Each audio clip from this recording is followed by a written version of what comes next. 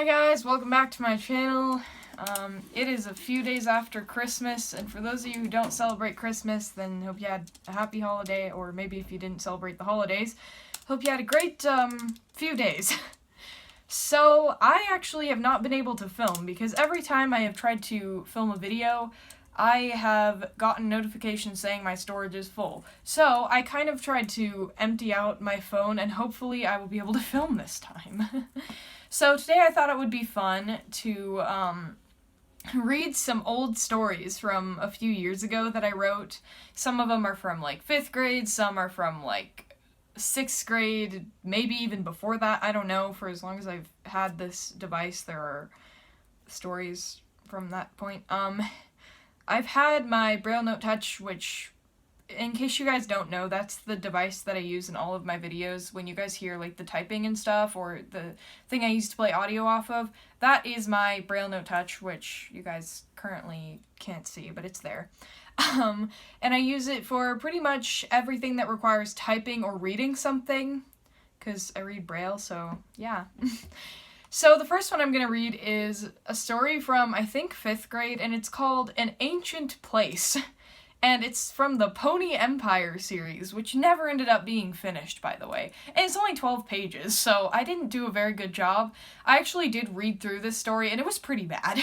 So, let's just get into it. So first we have the prologue, which is maybe the only part I can be proud of now. Like, back then I was like, oh, this story is so amazing, because I used to love My Little Pony, and so I was like, hey, I can base the story off of My Little Pony. And that's exactly what this story was supposed to be. But I copied a lot of, like, the characters' names. I don't think I knew what plagiarism was. Obviously, I was basing it off of, like, my toys, actually, but I obviously didn't know what it meant to plagiarize something. Okay, so here's the prologue. For ages, ponies had no homes. They lived alone, not yet a community. I love the wording there. That was just so great. Good job, past self. Good job. Okay. But then, an ancient pony called Crystalia Moonlight? I'm not sure if that's how it was meant to be pronounced, but yeah, that's how I wrote it. Built the Pony Empire. Random spacing. Let me just delete those. There we go. It was a magical place. A place like no other. More random spaces. What is wrong with this? Like no other. Where ponies began to shelter. They came and went, dancing and playing their favorite songs, warming themselves by the fire. So, this was actually based on, like, a castle that I had at the time, this little toy, like, My Little Pony castle, and it had, like, a lock and stuff. And I used that as the model for the Pony Empire. And the same thing with most of the characters was they were modeled from my toys, so, yeah. It was a wonderful place. But then, in the early days... Wait, I thought the early days was when the Empire was built. Like, what's going on here?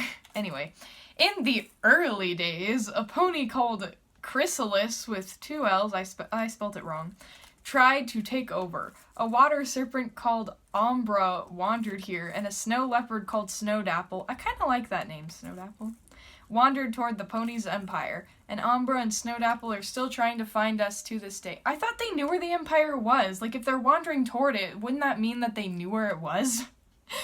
They will continue to chase us, not only them, but Sunset and the Winged Lion Bug. Great name, the Winged Lion Bug. Yep, lovely. The Winged Lion Bug will join them until we are facing the greatest challenge known to ponykind, defeating Sunset and her forces. That's kind of a long, run-on sentence. And if we don't defeat our forces, we will die.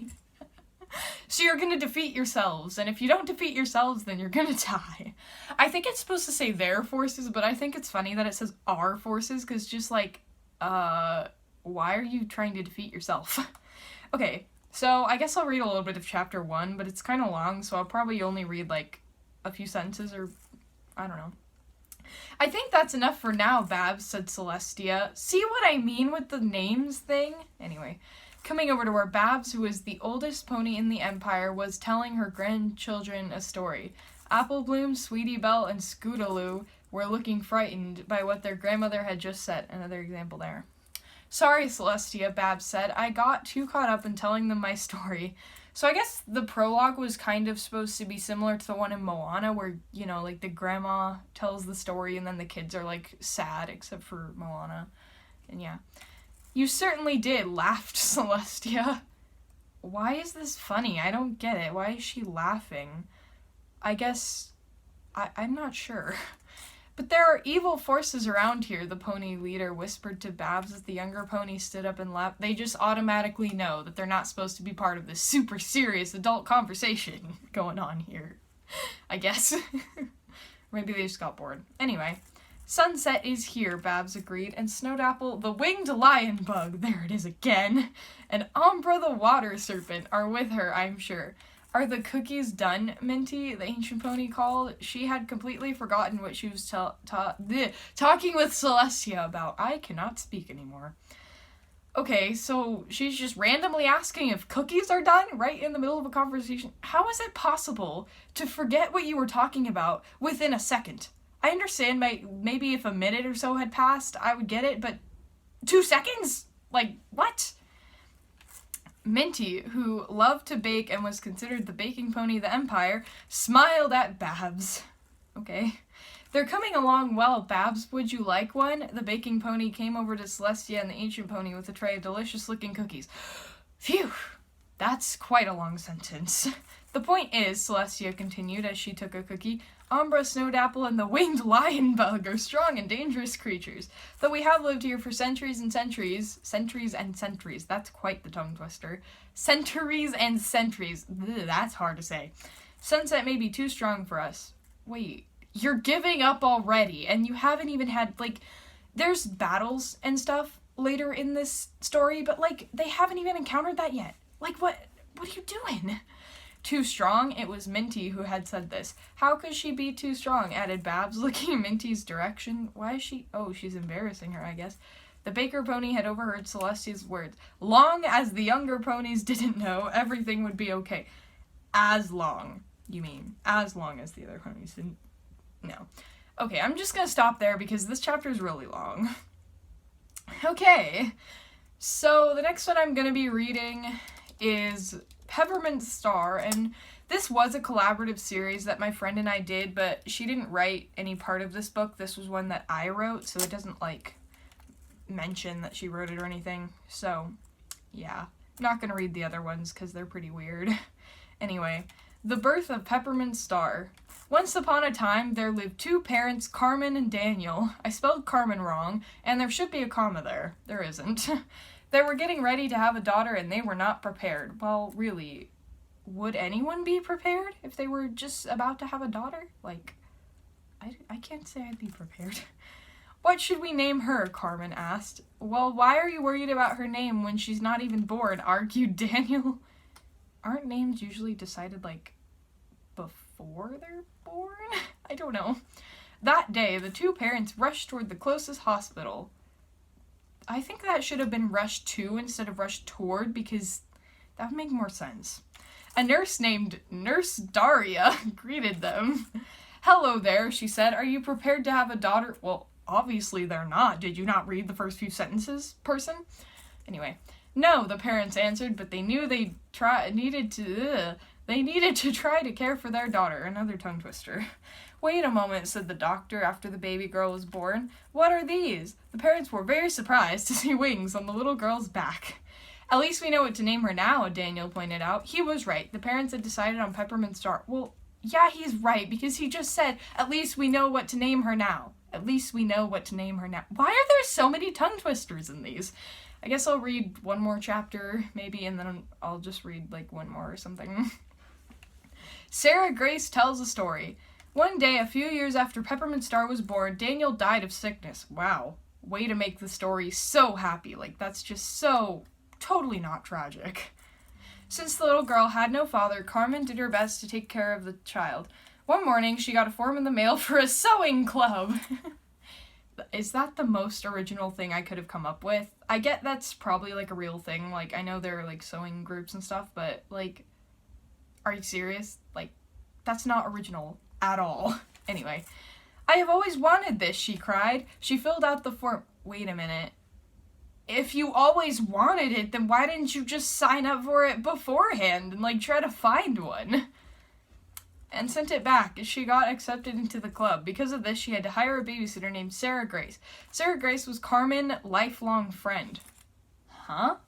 I think I just forgot the apostrophe S because it says Carmen lifelong friend. As Sarah entered the house, Peppermint Star finished her breakfast. "Hello there, Carmen," Sarah said. "Where are you off to?" "I got accepted into a sewing club and I need you to babysit Peppermint Star," her friend answered. Sarah Grace agreed to do it. Wait, what? He clearly said she had to hire a babysitter and then she's asking her to babysit? Like, that makes no sense. Anyway, when it was time for Peppermint Star's nap, she told the little girl a story. "This," she said, "is the story of the voice." Ooh. I feel like, now that I'm thinking about it, the voice, it just makes me think of, like, the TV show, you know? That's really weird. "What is that?" the little girl asked in her small voice. "The voice is evil," the babysitter said. "It tracks people down and brings them to its lair." Wow! Good job! Way to totally not scare a child before they're supposed to be sleeping. Like, great job. "It tries to make them evil." She continued the story by saying these words. "Come on, dear," it would say. "Come with me." It had a very special talent. It could sound gentle and kind, but that was not what it was like at all.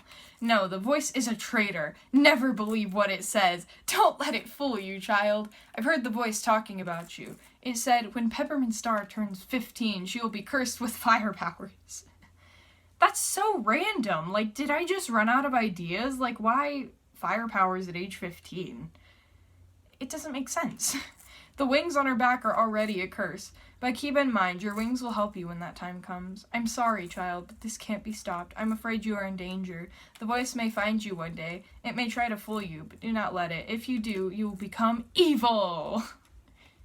Okay, I'm not gonna read any more of that because I think it just gets weirder. Like, I read the whole thing and it just gets weirder. Okay, so the last one I'm going to read, for this part anyway, is called The 13 Steps. Serena and the 13 Steps. And this was actually an idea I had, I think, in 6th grade, but I must have been really lazy when I was writing it because I didn't really put much effort into it. Anyway, I guess the story is that this girl who is on, like, I don't know, like a swim team, I guess, is having to go to her grandfather's house, and she has to solve this big mystery of the 13 steps. So, yeah, that's basically it. Let's go to chapter 1. "Come on, Serena, you can do it," cried Eleanor. She was one of my friends and also one of my teammates. We were both on the Colletti, I don't know how to pronounce that. Anyway, high school swim team. "I don't know if I can do this," I said to Eleanor. At least her full name is Eleanor Billows? Eleanor Billows. But we call her Ella. I swam on, feeling more tired than I've ever felt during a swim meet. I could hear my mother and sister cheering for me. My father was away on a business trip. Wow. Really original. Good job. Points for originality. Just kidding. That was sarcastic. No points at all. Determination and strength filled me, and my teammates cheered me on as I swam toward the finish line. Oh, Kemal has stopped. That's not part of the story, but yeah. Amber was catching up. I swam faster, and Ella cheered louder than ever. At last, I reached the finish line. The winner of the swim race tournament, is Serena Meadows, Coach Ackerman shouted. Emily ran up to me to congratulate me on my success. Emily Dayton is a girl from my swim team. She's won 4 closest friends besides Ella? I think that's supposed to say one of my closest friends. I'm not sure. Thanks, Emily, I said. It's nice of you to congratulate me. By the way, I'm Serena Meadows. I'm a 14-year-old girl who loves dogs and swimming. That's why I joined the word I can't pronounce, high swim team in the first place. Hey, you did great, my cousin Rosa told me after as we drove home. Another tongue twister. Nice. Thanks, you should be on the Colletti High School swim team when you're old enough. Rosa laughed. I'd rather do ballet. She loves ballet more than anything else. She's a great dancer. I've gone to some of her dance recitals before. My cousins are John and Rosa. Very creative, John and Rosa. John is in 3rd grade and Rosa's 5. She hasn't started school yet, but she does do ballet. Wait, but she's 5. Why would she not start school? Maybe it's like, from what it sounds like to me, it's like middle of the school year, and she hasn't started school and she's 5. What?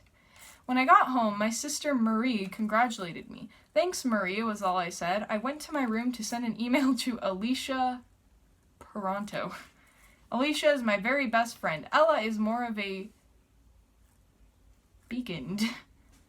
I think it's supposed to be second, but I spelled it wrong, so yeah, it looks like maybe I put an accidental contraction there. It's supposed to be second. Anyway, second best friend, but she's still a very nice girl. I typed my email slowly. I struggle with spelling, so it contained a lot of errors. I wrote to I'm Alicia 8 at iclarrowd.com. That's another mistake. Subject, the swim race tournament. I spelled it wrong on purpose, I think. Yeah, that was on purpose. Message. Hi, Alicia. Guess what? More misspelling. I won, wrong kind of won, the swim race today. I sent that grade. I looked at it and I had a lot of errors with a Q. Why is there a Q? Okay, I really can't read any further because of all the mistakes in this. Okay, so I know this video is running long, but I really want to do one more that's maybe a little bit older than this one. So I think I'm gonna do that. It's also one from, I think, 5th grade, and it is called Midis Diary. And it was based off of, like, my cat, because I loved cats at the time, and I just wanted to write everything about cats.